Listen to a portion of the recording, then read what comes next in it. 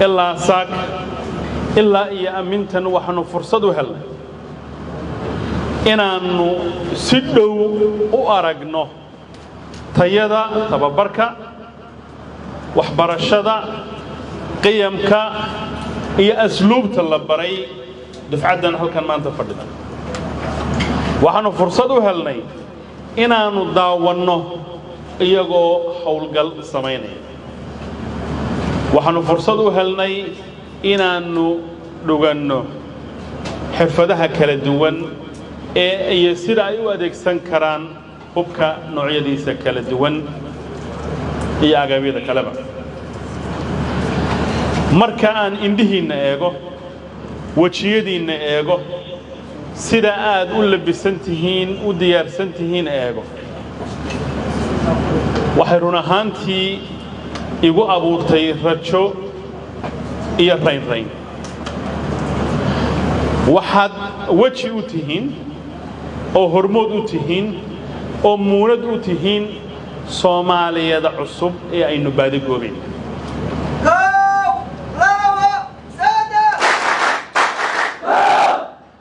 haddii xilliyada qaar dalkeena lagu xaman jiray dalkii burburay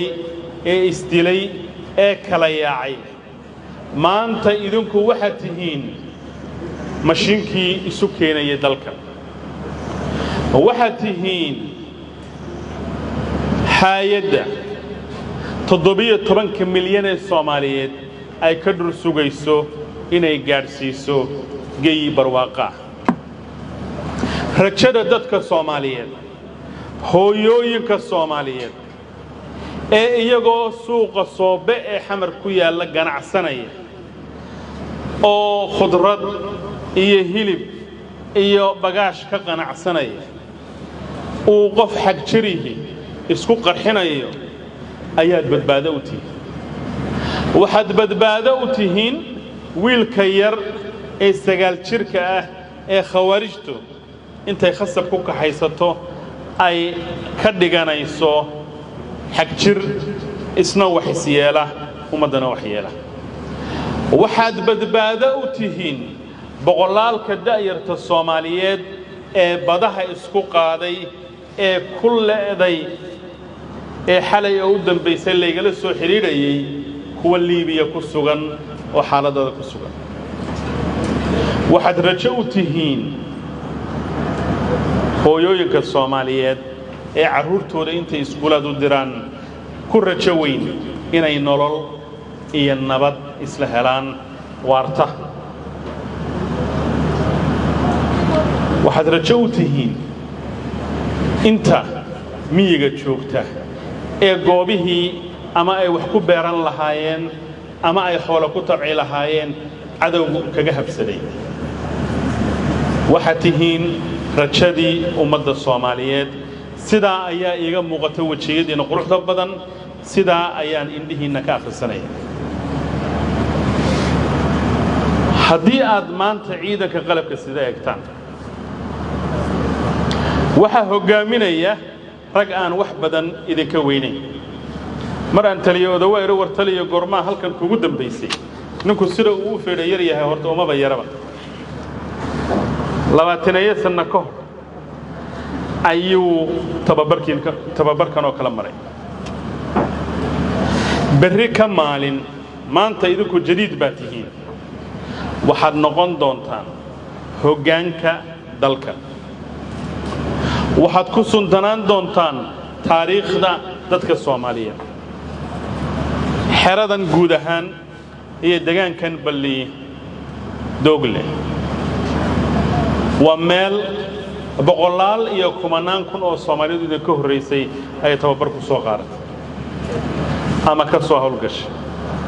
maanta sharaf bay idin tahay inaad qaranka Soomaaliyeed aad matashaan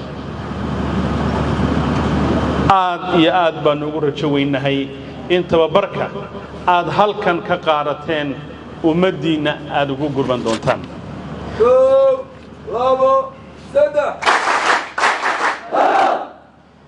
hoggaanka ciidamada qalabka sida waaxyaha tababarka operationska qaybaha kala duwan ilaa taliyaha u sarreeya waa inta badan inkastoo khibradna aan laga maarmayn iyo talo waayeel waa dhalinyaro wadada maanta aad ku taagan tihiin shalay uun soo bilaabay oo fahmi kara duruuftiinna iyo waayihiin anoon hadalkeedu ku badinayn oo ilaa saaka aad howlgal ku jirteen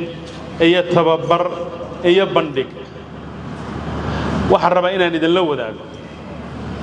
soomaaliyada dalka maanta aad u qalab qaarateen inaad difaacdeen waa dal noocee waa dal qani ah waa dal uu rabbi ku galladay bad iyo berriba waa dal uu rabbi ku galladay beer iyo bar xoolaadba waa dal uu rabbi ku galladay buur iyo badaba oo macdantii iyo khayraadkii badda ku jirayna ay ku dehan yihiin waa dal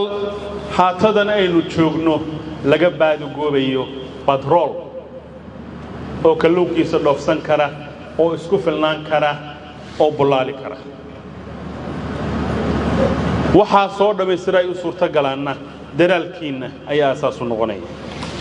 waxaan rabaa in anoo ku hadlaya afka ummadda Soomaaliyeed aan halkan horta uga mahad celinno iyo dawladdaba guud ahaan ciidamada qalabka sida oo marka aan tababarayaashiina waraystay oo adduunka meelo fara badan ka soo hawlgalay dhab ahaantii waxay isku raaceen waxay adduun soo mareeyeen oo ay dad soo tababarayeen in Soomaalidu ay ugu geysantahay danabna aanay ku sii jirin libintaas iyo magaca inaad kor u qaadaan baa la rabaa waxa la rabaa dagaalka haatan gabaabsiga ku sii jira ee khawaarijta lagu cadibtirayo inaad guusha ku hanataan insha Allah ta'ala rabbina guusha weyn siinaya dadaal bay u baahan tahay dhabar adag bay u baahan tahay hees ciidamadii hore ay qaadi jireen ba waxay oran jirtay haddii aanan dhulkaygo dhiig cadaawo ku karin haddii aanan dhulkaygo dhiig cadaawo ku karin oo dhiig kugu fool dhaqan caanahaaga maan dhamin dhulka midha kamaan guran ciidana dhaba ma lidin taas waxay ku sheegaysaa waajib inuu qaranku qofka ku leeyahay annagu haddaan xukuumadda nahay waxaan nagu waajibaysaa inaanu tayayno tababarka inaanu ilaalino xuquuqdiina in mushaarkiina aad waqti ku heshaan in agabka tasiilaadka iyo meelaha aad ku noolaanaysaanna la hagaajiyo waxaad maanta ogtihiin ciidamada qalabka sida inay helikobtaro 6 gaadhaya oo marka askarigu uu ku dhaawacmo aaga hore markiiba la soo boodaya ay leeyihiin waa agab iyo tasiilaad iyo aalado aynaan lahaan jirin sanada ka hor waxaad ogtihiin in wasaaradii gaashaandhigga iyo ciidankii hoggaankiisii iyo qaab dhismeedkiisii dib u habayn lagu samaynayo si uu ula jaan qaado 7kan hadda aynu noolnahay rajo weyn ayaa la qabaa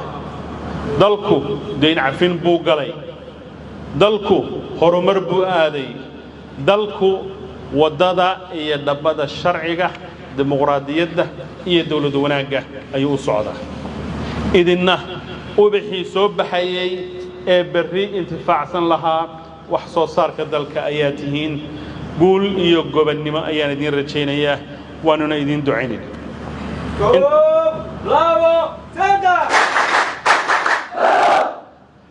dadku waa inay abaal celiyaan oo intii garab istaagtay oo abaal celiyaan waxaan rabaa halkan ka sokow mahadnaqa aan u soo jeedinayo hoggaanka ciidanka taliska ciidanka tababarada taliyaha wasaaradda oo iyagu de waajibaadkoodii asaasiga ha gudanaya inaan u mahad celiyo saaxiibada Soomaaliya khaasatan dalka Mareykanka oo gacan weyn ka geysta taakulaynta tababarka iyo garab istaagga ciidamada danab oo maalinta ay qaraar tahay ragga lagu baxsado iyo hablaha lagu baxsado sidoo kale ciidamada EUda iyo kuwa kale ee goobta ku sugan Uganda ee taageera ee sida joogta u taageera iyo Bancroft aad iyo aad bay u mahadsan yihiin amin baa la joogaa annagu waan idin daawanayna idinna orod iyo galgalasho iyo xabad ridis baad ku jirteen hadalka waan soo koobayaa waxaan hambaliyo iyo bogaadin iyo salaan idinka sidnaa madaxweynaha qaranka Soomaaliyeed iyo ra'iisul wasaaraha oo hariye habeen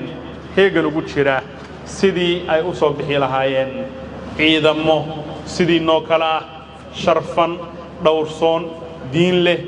dhaqan leh geesinimo iyo dadnimo leh dawlad garab istaagtana ku xisaabtamaya aad baad u mahadsantihiin gool iyo gobonimo